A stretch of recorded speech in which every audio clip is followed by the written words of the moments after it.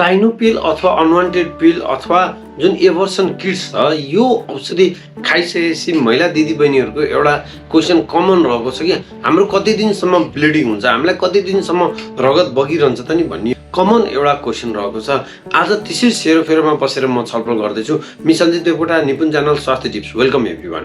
विशेष गरेर यहाँहरूले यो एबर्सन पिल्स भन्ने औषधि एउटा गाइनोकोलोजिस्टको निगरानीमा अथवा अथराइज सेन्टरहरू जहाँ एबर्सन ट्याब्लेटहरू अथवा एबर्सन गराइन्छ त्यस्तो अथराइज सेन्टरबाट मात्रै खानु हुन यहाँहरूलाई विशेष अनुरोध गर्छु म।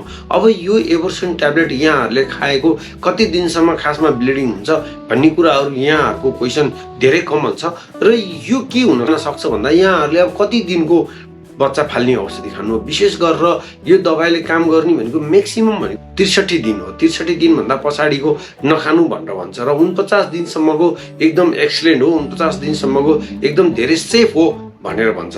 भनिसकेपछि अरूले अब यदि यहाँहरूको मिन्स कट्ने बित्तिकै नै खानुहुन्न भन्छ। आजै मिन्स कट्यो आजै खानुहुन्न भन्छ। कम्ती 1 हप्ता कटाएर मिन्सको पालो कटेको 1 हप्तापछि र 49 दिन हैन, एकदम यो 49 दिनको जुन छ नि एकदमै राम्रो यो बिचको एरियामा यहाँहरूले खानुहुन्छ नि यसको सक्सेस रेट पनि धेरै छ। लौ 95% काम गर्छ र यसको धेरै ब्लिडिङ हुने चान्सहरू पनि कम हुन्छ। यो यतिखेर एकदम राम्रो काम गर्छ भनेर भनिन्छ। तर पनि एउटा भिडियो एक्सरे पिसाब जाँच राम्रोसँग गर्ने, राम्रो किट्सले पिसाब जाँच गर्ने, राम्रो किट ल्याएर घरमा प्रिगा न्युज भन्ने राम्रोसँग मैले भनिरहेको छु। त्यसपछि कहिलेकाहीँ भिडियो एक्सरे पनि आवश्यक हुन्छ है। यसरी यहाँहरूले यो गरिसकेपछि यो औषधिहरू खानु भएको छ, आफ्नो डाक्टरको सल्लाहमा खानु भएको छ भने अब कति ब्लिडिङ हुन्छ त नि मुख्य मुद्दा यो। अब मान्छे हेरेर फरक हुनसक्छ, खाना दिएको तरिका हेरेर फरक हुनसक्छ। अब कसैलाई डक्टरहरूले अब पाठेघरमै सिधै राख्नु पनि लगाइरहनु हुन्छ भने कसैलाई बङ्गारा मुनि च्याप्नु पनि भन्नुहुन्छ। अब यो बङ्गारा मुनि च्याप्ने अथवा जिब्रो मुनि च्याप्नेहरूको अलिकति स्लो काम गर्छ भने यदि यहाँहरूले डाइरेक्ट पाठेघरमा चाँडै ट्याब्लेट राख्नु भएको छ भने यसले छिटो काम गर्ने गर्छ। दुई ट्याब्लेट जुन पहिलो ट्याब्लेट यहाँहरूले खाइरहनुहुन्छ नि मिफेगेस्ट भन्ने एउटा चक्की पहिला खाँदाखेरि यहाँहरूको खासै ब्लिडिङ कसैलाई 1-2 थोपा मात्रै ब्लिडिङ हुन्छ, नत्र खासै ब्लिडिङ हुन्न। मिसोप्रोस्टोल भन्ने जुन 4वटा गोली छ त्यो खाएपछि बल्ल ब्लिडिङ हुने हो। त्यो पनि यहाँहरूले मैले भने नि त कुन तरिकाले यहाँहरूले खाइरहनु भएको छ त्यसमा डिपेन्ड गर्छ। र यदि यहाँहरूले खाने बित्तिकै हातुतै एकदमै 6 घन्टा भित्रभित्र खाएको 2 घन्टादेखि 6 घन्टा भित्रभित्र एकदम धेरै रगत आयो, एकदम धेरै नै रगत बग्यो भने यहाँहरूको त्यसपछि आस्ते कम हुँदै 8 घन्टा 10 घन्टामा कम हुन्छ। यदि ब्लड सुरु हुन लाग्यो, ब्लड सुरु भएर जुन ढिक्का पनि खस्छ र अलिअलि सानो मासुको टुक्रा सानो पनि खस्नु सक्छ, त्यो खसेर 6 घन्टापछि ब्लिडिङ कम भयो भने ठिक छ। तर ब्लिडिङ एकदमै एक्सेसिभ भएको भयो भने याद गर्नु होला हस्पिटल जानुपर्छ। यहाँहरूको एकदम धेरै नै प्याड भिज्न लाग्यो, एकदम टोयलेट जाँदाखेरि एकदमै ढिक्का एकदम धेरै ब्लड खस्यो भने हस्पिटल जानुपर्छ।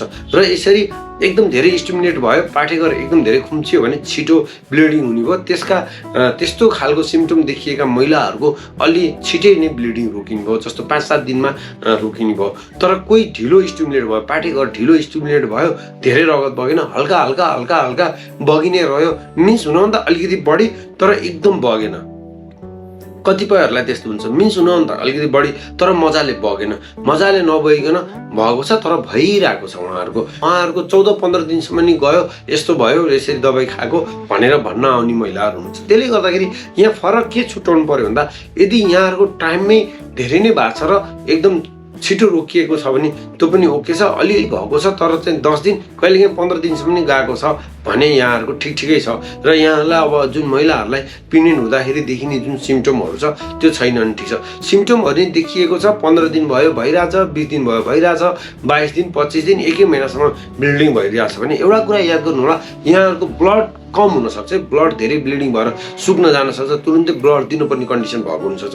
यदि यहाँहरूको हदैसम्म पनि अब 15 दिन पछि पनि गइरहेछ भने कतै इन्कम्प्लिट भयो कि राम्रोसँग पाठेघर सफा भएन कि यहाँ अलिकति टुक्रा रहिरहेछ कि भन्ने एउटा डाउट हुनसक्छ। त्यसको लागि यहाँहरूले भिडियो एक्सरे गर्नुपर्छ। भिडियो एक्सरे गरिसकेपछि देखियो भने यहाँहरूले त्यसलाई डिएनसी क्याक भनेर भनिन्छ। यसलाई एउटा तालिम प्राप्त डाक्टरले सफा गरिदिनुहुन्छ, यहाँहरूको पाठेघर सफा गरिदिनुहुन्छ, जुन भित्र बाँकी रहेको टुक्रा छ त्यो टुक्रा यहाँहरूको निकालिदिनुहुन्छ अनि ब्लड रोकिन्छ।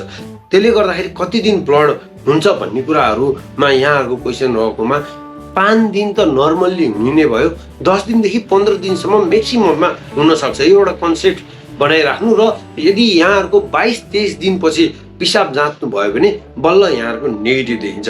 22-23 दिनसम्म यहाँहरूको पोजिटिभ देखि नै रहन्छ, अलिअलि भने मधुरो यहाँहरूको पोजिटिभ देखिन्छ। आज यो एमटी पिल्स खाएपछि अथवा साइनोपिलहरू खाइसकेपछि कति दिन रगत बग्छ त नि भन्ने एउटा क्वेसनको मैले एन्सर दिएँ। यो यहाँलाई कतिको चित्त बुझ्यो नि यो भिडियो लाइक कमेन्ट सेयर गर्दै यस्तै इन्फर्मेटिभ भिडियोको लागि मेरो निपुण च्यानल स्वास्थ्य टिप्स सब्सक्राइब गर्न यहाँलाई अनुरोध गर्दै आज जान्छु। बाइ।